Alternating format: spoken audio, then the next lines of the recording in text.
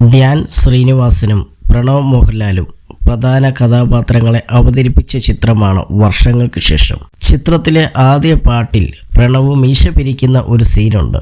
മീശ പിരിക്കാൻ പ്രണവിനോട് പറഞ്ഞപ്പോൾ മോഹൻലാലിനെ അനുകരിക്കുമെന്ന് പറഞ്ഞ് നിരസിച്ചുവെന്നും പിന്നീട് സെറ്റ് അസോസിയേറ്റ് പ്രശാന്ത് അമരവിള പറഞ്ഞിട്ടാണ് അത് ചെയ്തുവെന്നും വിനീത് ഒരു അഭിമുഖത്തിൽ പറഞ്ഞിരുന്നു.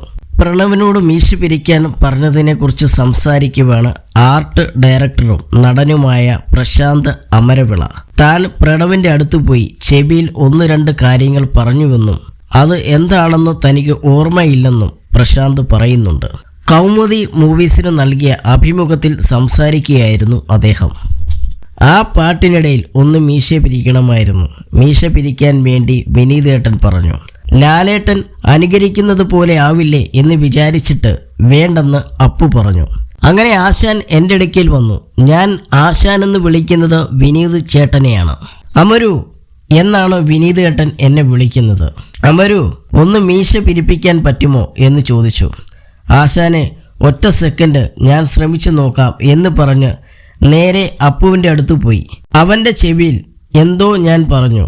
എന്താണെന്ന് എനിക്ക് ഓർമ്മയില്ല. ചെവിയിൽ ഞാൻ 1-2 തവണ ഒരു കാര്യം പറഞ്ഞു. അവൻ തലയാട്ടിയിട്ട് പോയി. ആശാൻ പറഞ്ഞപ്പോൾ മീശ പിരിച്ചു വേറെ ഒരു സാധനവും ചെയ്തു. ആ ലൊക്കേഷനിൽ നമ്മൾ നല്ലൊരു കാര്യം ചെയ്താൽ എല്ലാവരും കൈയടിച്ച് ജയ് വിളിക്കാറുണ്ട്.